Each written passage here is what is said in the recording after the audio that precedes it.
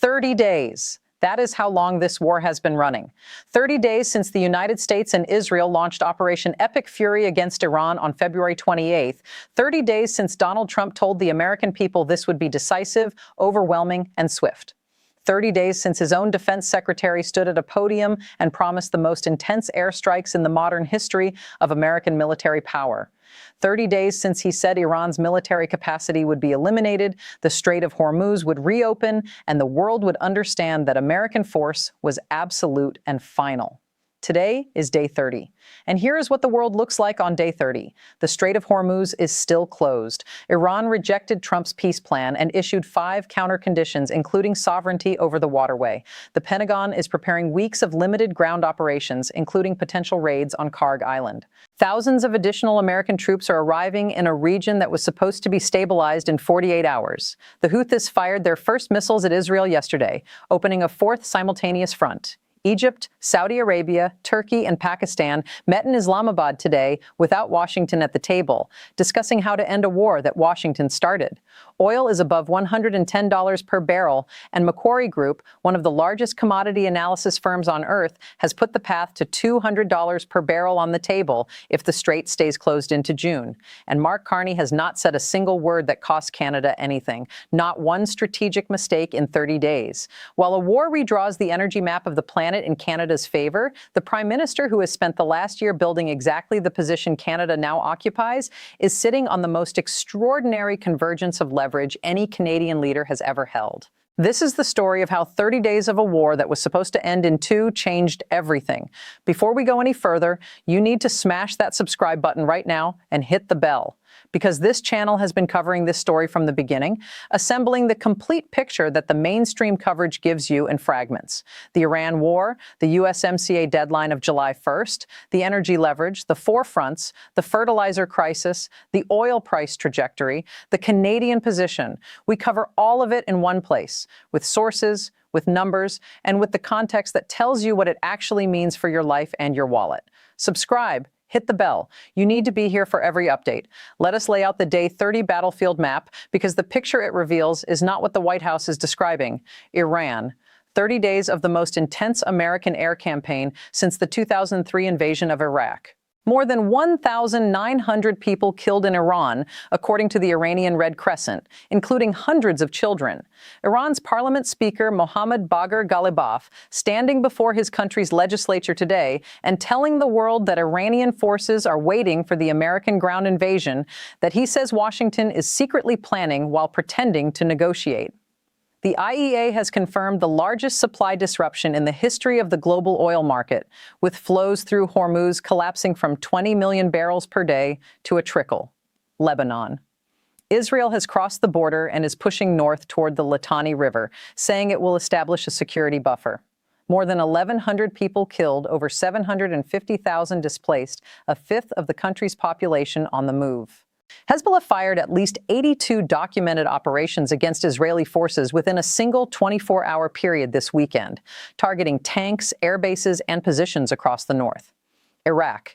Iranian-backed militia groups, formally integrated into the Iraqi armed forces, have attacked American military installations repeatedly. At least 96 people killed across Iraq, with 7 Iraqi soldiers killed in a U.S. strike on the Habaniya military base, and the Iraqi government formally summoning the American chargé d'affaires to protest. Yemen. Yesterday, for the first time since the war began, the Houthis fired ballistic missiles at Beersheba, Israel. The IDF intercepted them. Hours later, a cruise missile was shot down over the Red Sea. The Houthis deputy information minister said on live television that closing the Bab al-Mandeb Strait is among their options. That is the second great maritime choke point, connecting the Red Sea to the Gulf of Aden, through which approximately $1 trillion in global trade passes every year. 4 fronts, 30 days. No exit. And sitting above all of this, like a shadow over every commodity price on earth, is the oil number, $110 per barrel today, according to Bloomberg and Reuters, up from approximately $70 on February 27th, a 57% increase in 1 month. The IEA confirmed in its March oil market report that Brent futures soared to within a whisker of $120 per barrel, with prices currently elevated around $92 to $110 depending on the day. Macquarie Group issued its forecast on Friday. If the war extends to June with the Strait of Hormuz still closed, oil reaches $200 per barrel. 200. Patrick Pouyanné, chief executive of Total Energies, one of the 5 largest energy companies in the world, said it at CERAWeek in Houston. It is clear to him that if this crisis lasts more than 3 or 4 months, it becomes a systemic problem for the world. We cannot have 20% of the crude oil exported globally stranded in the Gulf and 20% of LNG capacity stranded without consequence. Bloomberg Economics confirmed that at $170 per barrel, the stagflationary shock roughly doubles in severity compared to today's levels, shifting everything from central bank policy to the outcome of the U.S. midterm elections. The U.S. administration itself is modeling extreme scenarios. Euronews reported that Bloomberg sources confirmed the Trump White House is examining how a potential $200 oil price would impact the American economy. The war that was supposed to lower oil prices through decisive military victory has instead produced the largest oil supply disruption in modern history. And the country with the 4th largest proven oil reserves in the world, with a pipeline to the Pacific running at full capacity for the first time in its history, with 63% of the gap between what America produces and consumes in crude oil flowing north from Alberta, is Canada. And Canada has not done a single thing wrong in 30 days. Now drop a comment right now and answer one question. Before this video, did you know that 4 nations, Egypt, Saudi Arabia, Turkey, and Pakistan, met today in Islamabad, Pakistan, to try to de-escalate the war in the Middle East without the United States at the table? That Pakistan has offered to host direct talks between Washington and Tehran in the coming days after already facilitating indirect communications? That Iran has agreed to allow 20 Pakistan-flagged ships, 2 per day, through the Strait of Hormuz as a gesture of confidence building? That the diplomatic architecture being built around this conflict is being constructed by middle powers acting independently of Washington? Because that is the world Mark Carney predicted at Davos in January when he said middle powers must act together, because if you are not at the table, you are on the menu. 2 months ago, those words sounded like a speech. Today, they describe the diplomatic reality of day 30 of the Iran war. Leave your answer in the comments right now. Let us talk about what all of this means for the USMCA negotiation that has a hard deadline of July 1st, fewer than 100 days from today, because this is where the trade war and the shooting war collide in ways that every American needs to understand. The Globe and Mail published an opinion piece this week titled "Iran Oil Shock is Canada's Golden Opportunity in USMCA Talks." The Council on Foreign Relations confirmed it. Carleton University confirmed it. And the numbers behind the argument are now more powerful on day 30 than they were on day 1. Energy goods exports are a backbone of the Canada-United States trade relationship, valued at approximately $159 billion in 2025.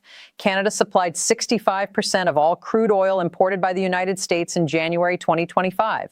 The Midwest refineries that power American manufacturing run on Canadian heavy crude.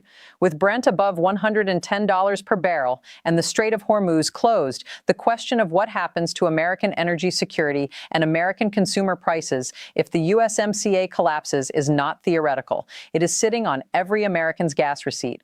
The Washington Post confirmed a 32% increase in average American gasoline costs in a single month. Diesel hit its highest price since 2022, and now Macquarie is warning about $200 oil if this continues into June. In that environment, the president, who has been calling Canada a subsidy-dependent freeloader and waging a tariff war against its exports, needs Canadian oil more than he has needed anything in this trade war. And he needs it at the exact moment when Canada is sitting across the USMCA table. Here is the scene that captures the full strategic weight of this moment. Picture the CERAWeek conference in Houston, Texas, the most important annual gathering of global energy executives. Canada's Natural Resources Minister, Tim Hodgson, walking into that conference and sitting across from Trump's Energy Secretary, Chris Wright, and Interior Secretary Doug Burgum, not to ask for tariff relief, not to beg for a break on the trade war, but to discuss the revival of Keystone XL, the pipeline that would increase Canadian crude exports to the United States by more than 12%. BNN Bloomberg confirmed the meeting, and Reuters confirmed that Trump's own energy team has been, in their words, working diligently with Canadian partners on the permitting process. the minister who walked into that room and told American officials that Canada provides 63% of the gap between what the United States produces and consumes in oil, was not negotiating from weakness. He was negotiating from the kind of structural indispensability that no tariff can manufacture as a substitute. And simultaneously, the Trans Mountain Pipeline, running from Edmonton to Burnaby on the Pacific coast, reached full operating capacity for the first time in its history in March 2026, shipping Canadian crude to Asia at a moment when Asian buyers are, in Trans Mountain's own executives' words, highly interested in Canadian barrels. Full stop. Every barrel that reaches Asia at $110 prices is a barrel generating revenue for Alberta and leverage for Ottawa. And every additional dollar that Brent crude rises toward the Macquarie scenario makes Canadian energy more valuable, Canadian goodwill more necessary, and the trade war against Canada more economically self-defeating for the president who started it. The American public has noticed. An AP NORC poll confirmed that 59% of Americans say the military action against Iran has gone too far.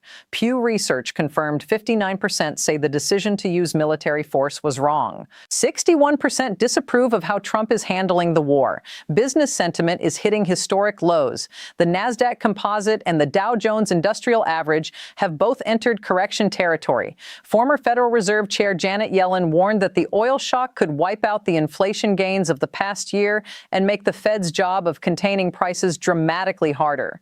And the midterm elections are in November. Republican senators from farm states are already under pressure from the fertilizer crisis, the gasoline shock, and constituent anger about rising costs. Colin Robertson, a fellow at the Canadian Global Affairs Institute who was part of the original NAFTA negotiating team, said it plainly to CBC News. As we get closer to the midterms, and especially with the war going on, the Americans are going to start to say this really is not working to our advantage because affordability has become a big issue. Inumanak at the Council on Foreign Relations put it in the language of strategic necessity. We need to have trusted partners if we are going to survive these shocks, and the trusted partner sitting on the world's fourth largest proven oil reserves, with the potash that American farmers need and the crude oil that American refineries are built to process, is Canada. Now let us talk about Mark Carney, because understanding what he has done in this 30-day period is what makes this story something more than a news summary. It is the story of a man who spent his entire career studying how strategic positions are built before pressure arrives, and who is now watching his preparation validated in real time by events he did not cause but was ready for. He hit NATO's 2% defense spending target 5 years ahead of schedule, confirmed by NATO's own Secretary General in Brussels, eliminating the freeloader argument that Trump had been using to justify the tariffs. He recovered $11 billion in trade through 27 new international partners, reducing Canada's exposure to American goodwill. He signed a canola deal with China worth $4 billion annually. He met with the Norwegian Prime Minister in Oslo and issued a joint statement committing both countries to leveraging their energy positions to deliver affordable, stable supply to the world. He has not participated in the war in Iran, declining military involvement while offering to contribute to efforts to reopen the Strait of Hormuz, threading the needle between alliance solidarity and strategic independence with the precision of someone who has managed central bank communications during a global financial crisis. And he has said nothing that costs Canada anything at the USMCA table. Not one strategic error in 30 days of the most chaotic geopolitical month the world has seen in decades. On day 30 of a war that was supposed to be over on day 2, the diplomatic architecture of the Middle East is being rebuilt by 4 nations meeting in Islamabad without Washington.